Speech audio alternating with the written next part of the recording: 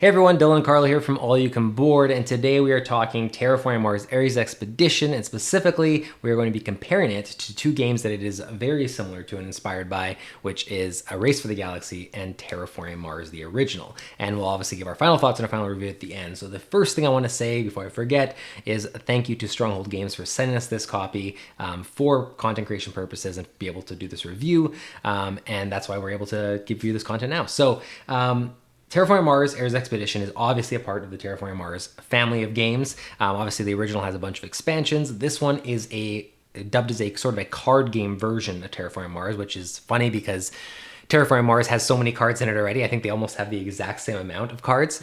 But it has a brand new system of play that is very, very reminiscent of Race for the Galaxy, which is one of the reasons why we are sort of comparing these three versions of the game, because I think those comparisons are necessary to decide whether or not this game is for you, whether you want to buy it, whether it has a place in your collection, because, you know, I'll spoiler alert, in our mind, I don't think you want to own all three. I think that's probably rare. So which ones are you going to pick up and why is part of what we're going to be sort of talking about here. So quick little overview of the rules. I'm not going to get into everything about it, but just so you understand how Ares Expedition plays. Basically, the entire goal of the game is you're trying to terraform Mars. You're heating up the planet by increasing the temperature. You're adding oxygen to the planet. You're terraforming and adding oceans to the planet. And you're accomplishing all those things mostly by the cards that you're playing or the standard actions and actions that you're taking. The game is basically played simultaneously. There's 5 different phases. One that allows you to play green cards, one that allows you to play blue and red cards, one that allows you to activate your actions, another one that produces resources, and another one that is used to draw extra cards. And basically every turn, you are choosing face down with one of your cards which action or which phase you want to engage in. The one you choose, you're going to get a bonus action for it, but everyone at the table is going to get to take part in the phase that you choose. So if you're playing like a 2-player game and we both take different phases, we're both going to take advantage of them, but each get a bonus on the specific one we chose. Likewise, if you're playing a 4-player game, suddenly there might be 4 of the phases happening in a round. So everything you're doing involves mostly using those phases to manipulate and play cards onto your sort of little tableau, and those cards are going to start influencing the different areas of Mars that you're trying to terraform. The player interaction has been sort of removed mostly from Terraforming Mars. There's not a lot of like things that are going to target your opponent. It's mostly just going to be you sort of building your own tableau and doing your own thing, generating resources, creating a bit of an engine that you can then use to sort of ramp up the production here and gain as many points as possible. That's sort of a quick little rundown. It's not a full tutorial, but that's just, it probably sounds very familiar to Terraforming Mars, and it is in many ways. It just has this new 5-phase structure from Race for the Galaxy. So speaking of which, the first thing we're going to do is we're going to talk about Ares Expedition compared to Race for the Galaxy, and for that I'm going to throw it to the Race for the Galaxy expert, our resident Race for the Galaxy expert. He's pretty soon going to be competing in championship tournaments and everything. I think he's been invited to the world title championship because he's so good at the game. So after that introduction, take it away, Mr. Race for the Galaxy. I do not claim to be an expert by any means, but Race for the Galaxy is one of my favorite games. I've had it for probably a good 10 years or so. It came out in 2007, I believe, and it's a tableau builder similar to this. So the reason why we're comparing this to Race for the Galaxy is the design team from Terraforming Mars Ares Expedition has acknowledged me. You can see it on the Board Game Geek page that they obviously drew some inspiration from Race for the Galaxy. And part of the reason I think they chose that was for the kind of quicker play time, that simultaneous, action selection thing. So the first thing I want to start by comparing is the length of the game. Race for the Galaxy, on your first play, it could take maybe 45 minutes to an hour, I would say at most. As an experienced player, I can't remember the last time a game of Race for the Galaxy took me more than maybe like 30-40 minutes, especially if you're playing with experienced players. You can get it done sometimes 20-30 minutes, especially 2-player games are really quick. Terraforming Mars Ares Expedition, we still haven't played it maybe enough times to get it where we're like playing it really, really, really fast, but it is definitely a longer game than Race for the Galaxy. It's probably going to be at least an hour each time, probably in the hour and a half range, I would say. I think they say an hour, and I think that's like... Yes. It's minimum probably going to be. Yeah, exactly. And I could see for sure, like, getting it done an hour would probably be no problem with, like, 2 players who are fairly experienced kind of thing. But yeah, it could take a little more. It's definitely, a longer game than Race for the Galaxy. The other thing I want to talk about is the cards. So as Dylan mentioned, this has almost the same number of cards as the original Terraforming Mars game. I think it says 210 or something like that. It's right over 205 maybe. Yeah. Race for the Galaxy had, I believe it was 95 or 100 cards or something like that. So Race for the Galaxy has about half the amount of cards. One thing I want to mention about the cards is, yes, there are about double the cards in Ares Expedition, but one thing I found was that the cards didn't have as much variety from card to card. There's a lot of cards that are like, this one might give you 2 heat production and cost this much gold, and there might be a different one that gives you 3 production for heat instead, and it just costs a few more gold. And so a lot of the cards feel like they do similar things. They're just incremental differences in terms of assessing the value, or yeah, this one is going to give a bigger effect, so I can't quite afford it yet. But I kind of like that in Race for the Galaxy, the cards seem to have more of their own identity. They're more memorable, more interesting to me at least. But yeah, there is a big, huge stack of cards obviously to go through.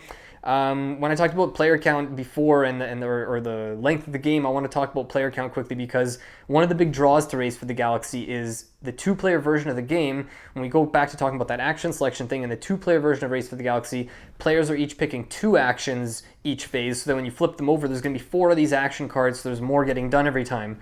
And that's different from how Race for the Galaxy plays with 3 or 4 players. This game has the same rules regardless of whether you're playing it with 2, 3, or 4, so it's not like playing it with 2 is going to have like a quicker system or whatever. So especially if you're going to be playing 2-player only, I'd say Race for the Galaxy has the better system that kind of like, it has something built in that makes it account for the 2-player game instead. Going back to the cards real quick, when you actually build out your tableau, because these are tableau builder games, what I like a lot in tableau builders is when the cards you put down have effects that you're using later, or you have to refer to the cards a lot. In Race for the Galaxy, that was the case, because once you play your basically 12th card, that's going to trigger the end game. There's not going to be many cards in play, but you can add goods to your cards and consume goods off your cards, and there's certain abilities that will trigger and stuff.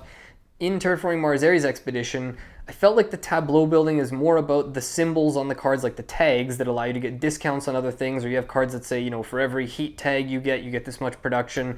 So there's a lot of that, but I found throughout the game there were a lot of times where my cards that were in play, I didn't really need to look at them again once they were in play. They were in play, and it says you gain 2 heat production, so I go on my track here and I mark, now I have 2 heat production, and maybe I don't have to look at that card again until the rest of the game, because maybe it just has a number 1 on it because it's worth 1 point. So you're building a tableau, but a lot of the time the cards that you put in front of you aren't really doing anything again until you maybe check them for a point at the end, or you just mark what they do on your player mat. So that's something that I appreciated more in Race for the Galaxy.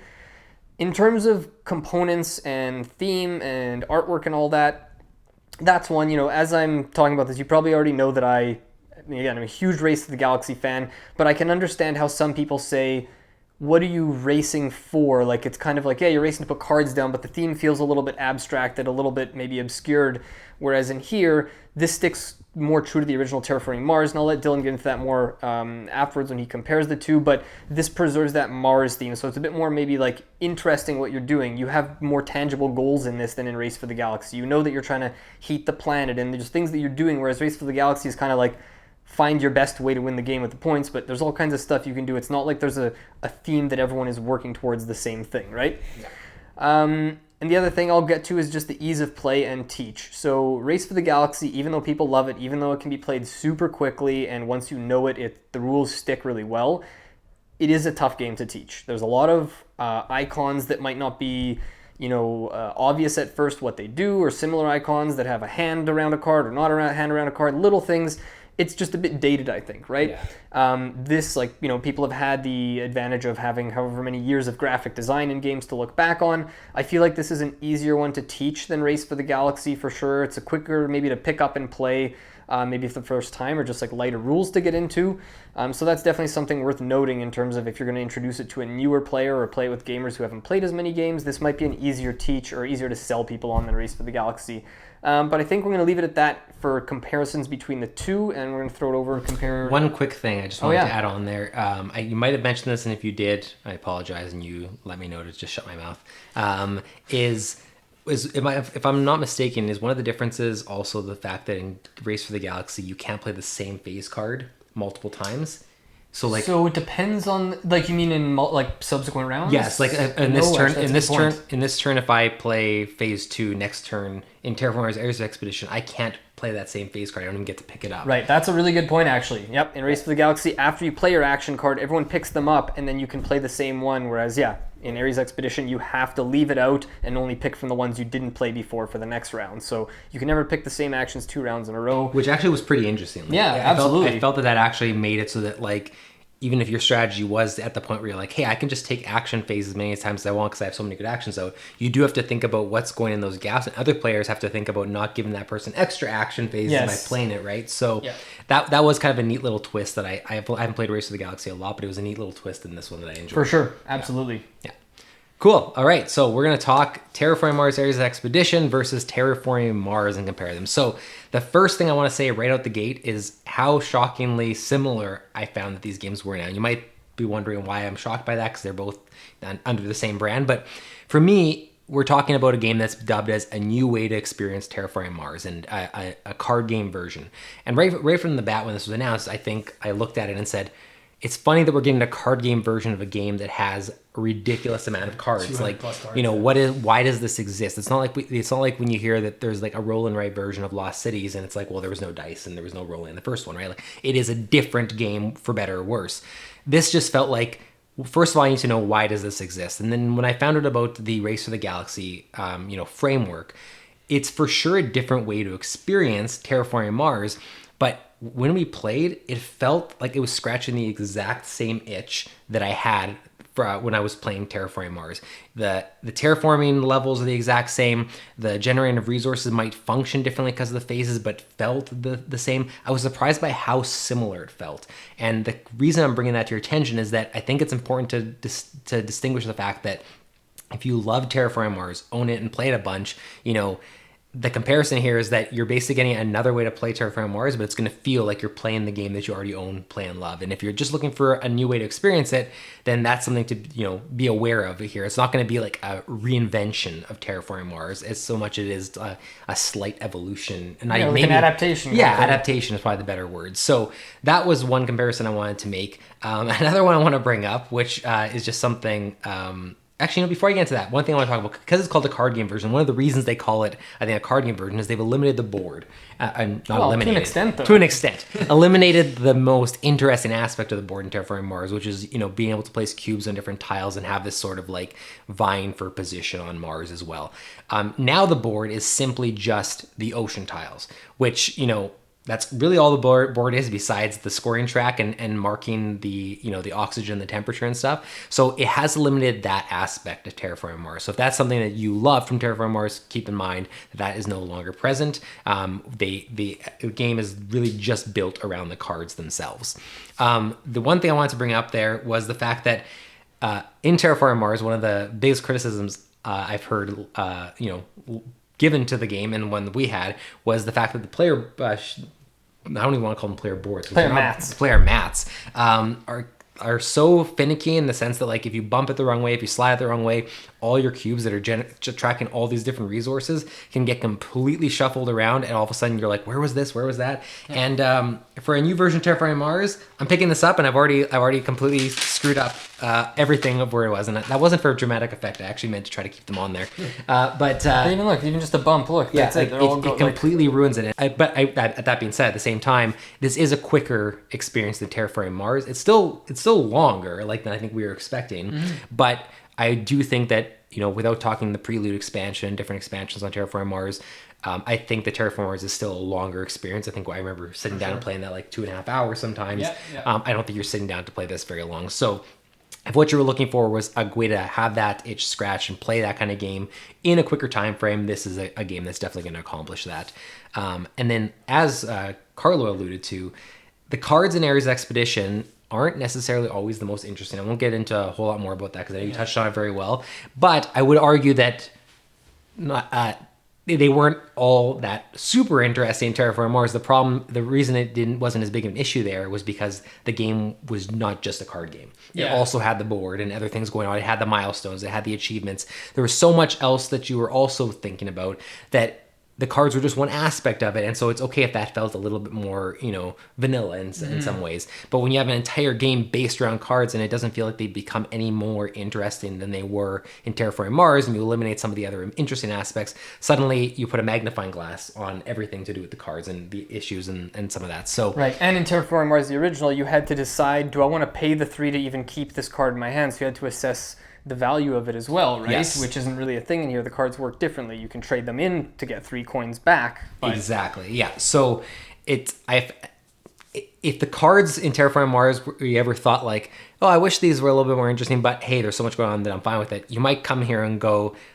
be expecting a way different card experience and be a little let down. I feel like the actions were interesting. I love the actions, and at least it gave me something to do where like when I took my action phase, because you get to do one of the actions twice, you feel like you're somewhat breaking it because they're not meant to be used twice sometimes. But even when we talk, remember the cards that are like the animal cards and the microbe cards and the ones that are actions, like I felt like those felt more common. Like maybe the ratio of those was just higher in the original Terraforming Mars, whereas in here you'd get those cards that are like, yeah, for every animal, but then sometimes you dig through the deck and you wouldn't even see another animal card to go with it. So it's sometimes even hard to find combos. I don't know. Absolutely agree. And then the other quick thing I just wanted to mention is that one of my favorite things about Terraforming Mars was the way it felt that it ramped. You started slow and you're like, man, this game's going to take a while. And then all of a sudden you realize everyone's starting to terraform Mars very quickly and it just completely speeds up. I like that this game still has that. It does have that ramp feel to it. I would say that it doesn't ramp quite as elegantly or smoothly as Terraforming Mars does, but it does have that feeling. The first time we played it, it felt like we're like, man, how long is this game going to be? And it was still long, but Suddenly, a couple turns, all of a sudden we're like, wait a second, it's actually going to end on that next player's turn probably, and you start to catch on to how quick it's starting to ramp. So I'll leave it at that. But basically, I just want my main takeaway here that I think you should be aware of is the fact that it's a very similar experience at Terraforming Mars. If you're thinking this is a brand new reinvention, I would argue that it's not that.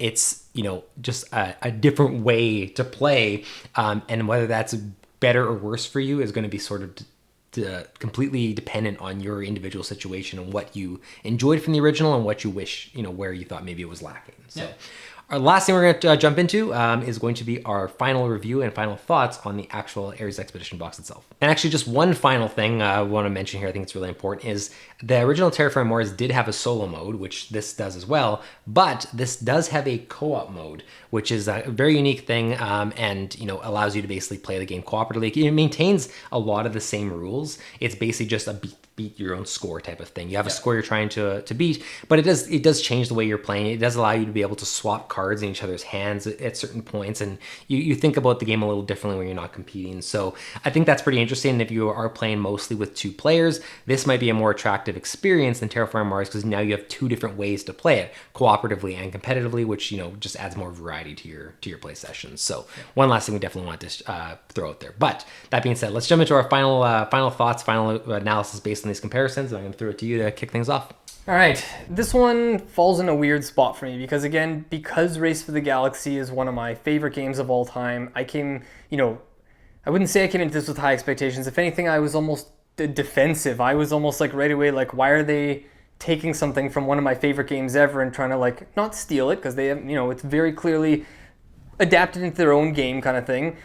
And I also, while I don't mind the original Terraforming Mars, I'm not crazy, but it's not one of my favorite games. I have some issues with it, and the main thing is that I think it feels a bit long for what it is, and that's why I've always kind of leaned towards something like Race for the Galaxy. When it comes to tableau builders in general, I tend to like them to be, an hour or less kind of thing, and that's why most of mine fall into that range.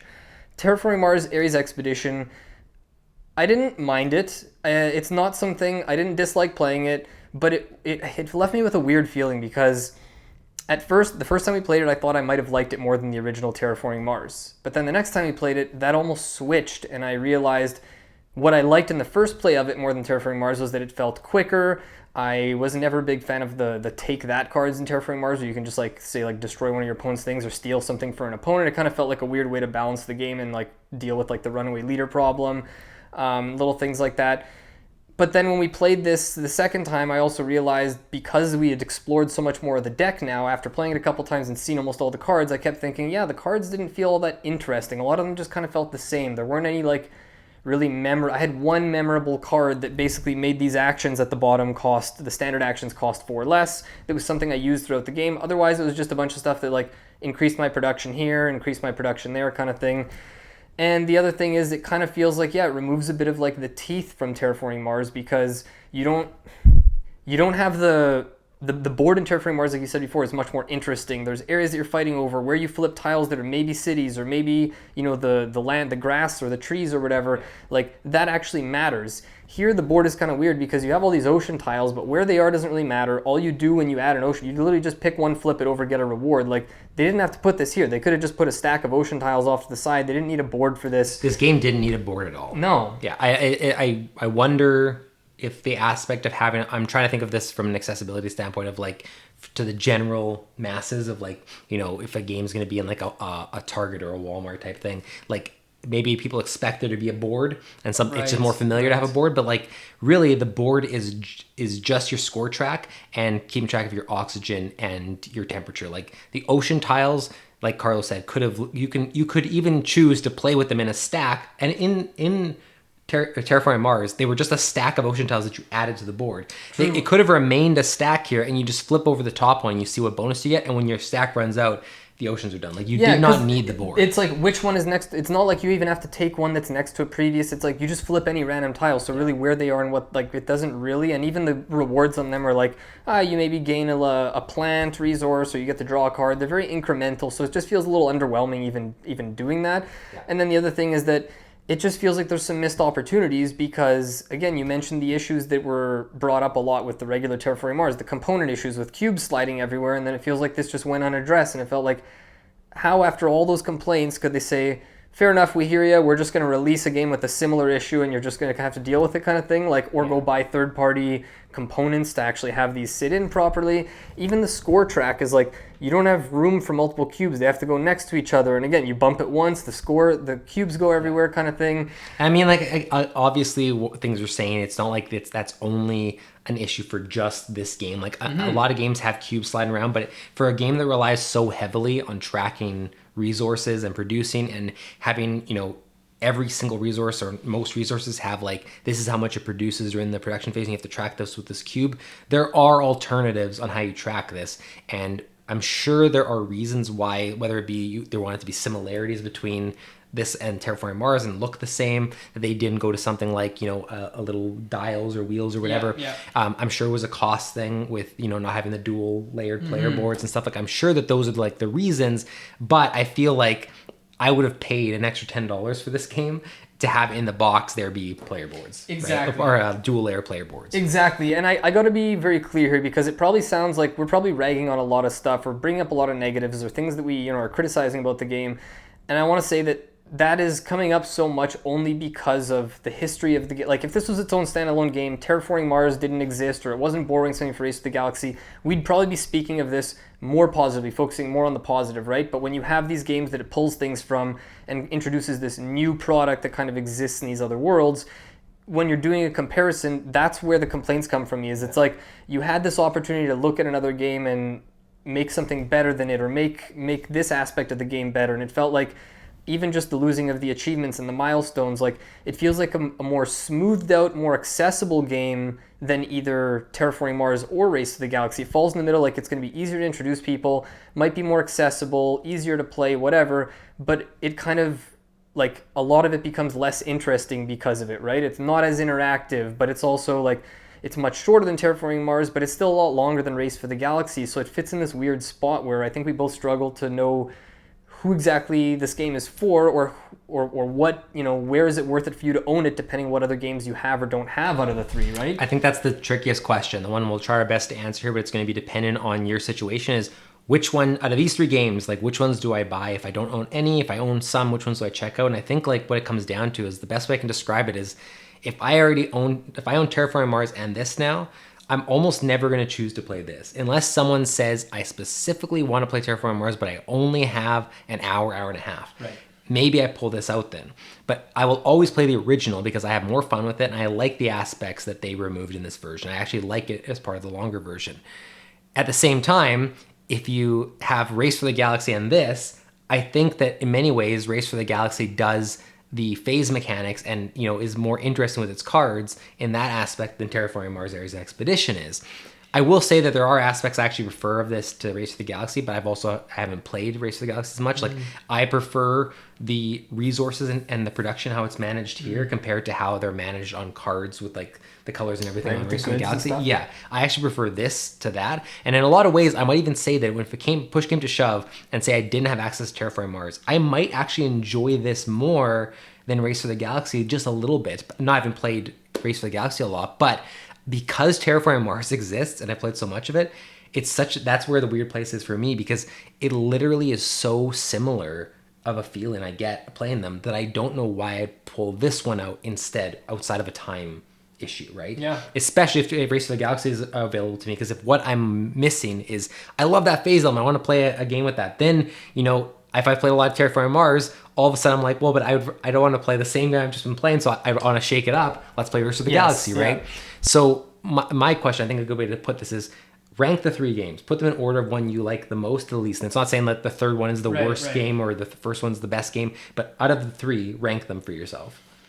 Okay, well, no question, Race for the Galaxy is number 1, and it's not even close. Like, the other 2 I like Race for the Galaxy much more than both of them. I think it's a much better game than both the others. The next, I would probably say, it's hard to say because I've played this one more recently than Terraforming Mars. Right. Just because the original, I'd probably have to go with the original Terraforming Mars. Yeah.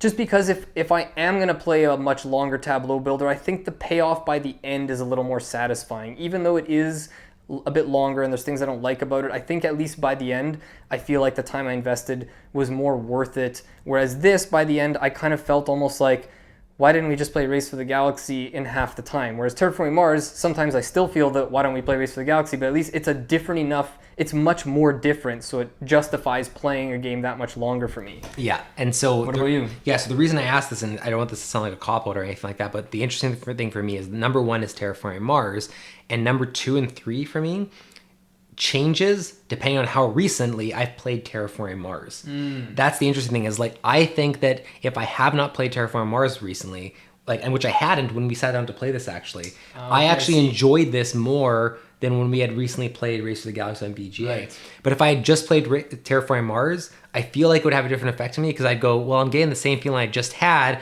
in somewhat of a, not lesser package, but a different package that isn't as satisfying to me. And so at that point, I would be saying, I suggest let's play Race for the Galaxy instead, right? So it's a tough thing for me. They're so close. They scratch, like Race for the Galaxy and Ares Expedition are the same experience for me in many ways because what I'm going to them for is the same thing, because I'm not coming to this for the Terraforming Mars itch. I'm coming into it specifically for the phases and that that's the simultaneous play. Yeah, so that's why I want to bring it up, is it's an interesting thing, but I think it'll be different for you based on which one do you own. If you already own Terraforming Mars, you might not want to look at this. You might want to look at Race for the Galaxy instead to have the alternate way of playing. If you already own Race for the Galaxy, you might look at Terraforming Mars because Ares Expedition is going to be very similar to your experience, right? So at that point, when do you choose to buy this? Maybe if you don't own any of the 3. Or I was going to say, if what you're looking for is the Mars theme in the game, the original Terraforming Mars is probably, twice as expensive as this. If the price point is an issue too, or you want just like an easier game that has the Mars theme and you want to see how the Mars theme plays out, then this might be a better option for you than the original Terraforming Mars. Yeah, agreed. So yeah, that's pretty much our thoughts here. Like again, we've spent some time talking about criticisms, and I think really on my end, a lot of the reason I'm talking about so many of them is because I actually am a huge fan of Terraforming Mars, and you're a huge fan of Race for the Galaxy. So we're both passionate about what this game is bringing to the table in different ways that we're probably more critical than we are about other games. Like I feel like I'd be more critical at this point of campaign games because of how much time I spent in Gloomhaven, right? For sure. We both enjoyed playing this. I think there's just maybe not enough excitement that's pulling us back, that's like making us like really want to go back and play it again. But it is a good game. There's totally fine game. And if you don't own Terraforming Mars or Race for the Galaxy or haven't experienced the playstyle of both, I would almost say that this is a great starting point to that, because you get to have the best of both worlds. You learn about the simultaneous play, this phase system.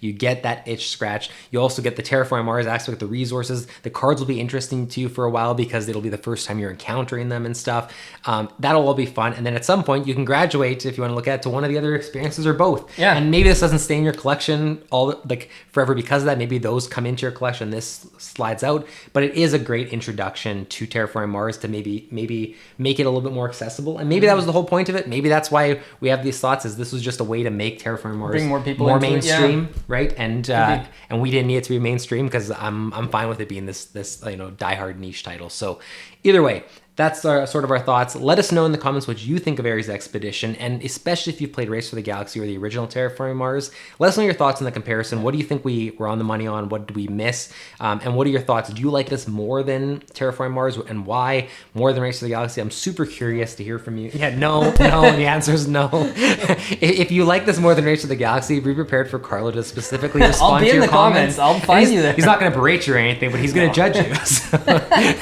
His words, not mine. Yeah. So let us know in the comments. We'd love to hear from you. Otherwise, again, thanks to Stronghold Games for sending us this copy, and we will see you in the next one. Yeah, thanks for watching.